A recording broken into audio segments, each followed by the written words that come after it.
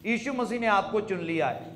अब आप किसी जाति पाति से मायने पीछे से नहीं हो, अब आप मानव बन गए हो, असली इंसान बन गए हो, परमेश्वर के स्वरूप में बन गए हो, यीशु मसीह के समान बन गए हो। आपकी जिंदगी में सब कुछ नया हो चुका है।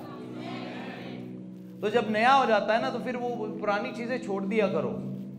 पीछे मुड़कर ना देखो, हम ये थे, ये वाले खानदान से थे, वो वाले खानदान से थे। पौलुस पता क्या कहता, मैं सबको कूड़ा समझता हूं, सारी चीजों को, लेकिन मुझे अब नई पहचान मिल गई है, और वो पहचान है मैं परमेश्वर की संतान हूं। आप परमेश्वर के बेटे बेटियां हो, और ये सच्चाई है। आप उसके बेटे बेटियां, जिसने दुनिया को बनाया है, जो दुनिया का सृजनहार है, आप उसके बेटे बेटियां हो। बहुत सारे लोगों को आज भी एहसास नहीं है। बहुत सारे लोग आज भी परमेश्वर के आगे एक भिखारी बनकर आते हैं।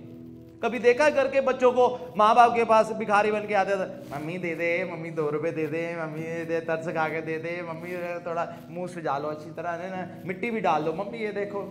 मम्मी देखेगी सबसे पहले तो 2 थप्पड़ लगाएगी, गंदे कपड़े कैसे हुए, चल साफ कपड़े पहन। कभी किसी ने भिखारी को ऐसे कहा है, ए गंदे कपड़े पहन के बैठा है, चल साफ कपड़े पहन? किसी ने, नो वन केयर्स। लेकिन हम परमेश्वर के बच्चे हैं। हम जब उनके पास आते हैं, हक के साथ आते हैं।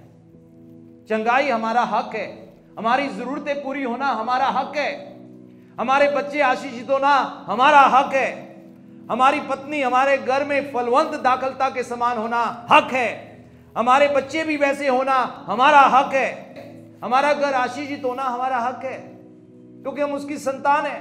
बहुत सारे लोग इस बात को नहीं समझते, इसलिए यहां लिखा है ज्ञान की कमी के कारण। परमेश्वर का ज्ञान नहीं है, प्रभु ने हमारे लिए क्या क्या सोच रखा है उसका ज्ञान नहीं है, और हम प्रभु में क्या हैं ये भी लोगों को ज्ञान नहीं है।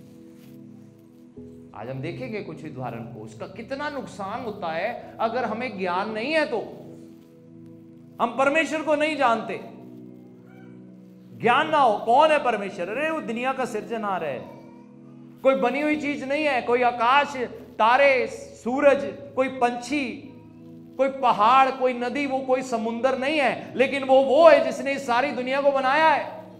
लोगों को ज्ञान नहीं है, इंसान को नहीं है, ये नहीं पता मुक्तिदाता कौन है मसीहा।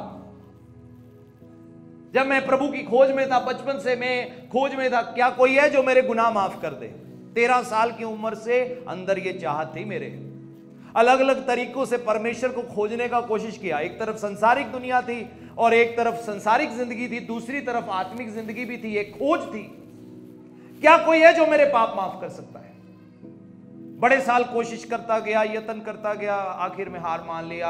जहां भी गया एक ही बात सुनने को मिली, वो आता है पापियों को नाश करने के लिए, वो आता है पापियों को नाश करने के लिए, वो आता है पापियों को नाश करने के लिए। जो भी दरवाजा खटखटाना, एक ही बात सुननी, वो पापियों को नाश करता है। वो आएगा, पाप का गड़ा पर जाएगा, पापियों को नाश कर देगा। मैंने हर जगह अपना सर्वनाश ही देखा।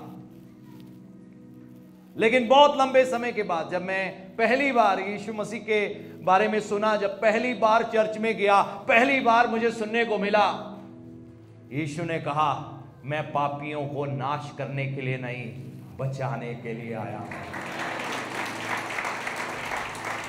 आमीन। मेरे अंदर एक उम्मीद आ गई, रोशनी की किरण आ गई। मैंने कहा, अरे आखिरकार वो मुझे मिल ही गया, मेरा मसीहा। इसीलिए हम कहते हैं यीशु मसीह, मसीहा, बचाने वाला, छुटकारा देने वाला, आजाद करने वाला, जिसके बारे में लिखा है, तुम्हारे पाप चाहे लाल सुर्ख रंग के भी समान क्यों ना हो, वो भी तुम्हें बर्फ के समान श्वेत करने की शक्ति रखता है। एक दुनिया का सबसे बड़ा गुनाहगार भी क्यों ना हो, प्रभु कहते मेरी दया इससे भी बड़ी है। पौलुस, जिसने यीशु मसीह के चेलों को पकड़वाया, मारने का ऑर्डर पास किया, स्टीफनुस नौजवान 18 साल के करीब वचन प्रचार करने वाला, उसको मरवा डाला इसने। कहता है अपने बारे में, मैं सबसे बड़ा पापी था, लेकिन परमेश्वर ने मुझ पर दया कर दिया। अरे वो तो अपने सताने वालों को चुन लेता है, वो उन पर रहम कर देता है, उन पर दया कर देता है। तो मेरे अंदर ये उम्मीद आई कि हां, ये है वो मसीहा जो दुनिया को छुटकारा दे सकता है, जब मैंने वचन पढ़ा मुझे पता लगा रे ये खुद वही है जिसने इस दुनिया को बनाया है। ये वही है जिसने कहा मां के गर्भ में मैंने अपने हाथों से तुझे रचा है। ये वही है जिसने मूसा से कहा था मैं जो हूं सो हूं।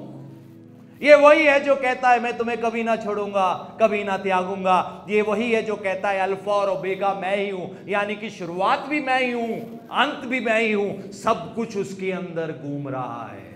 आमीन।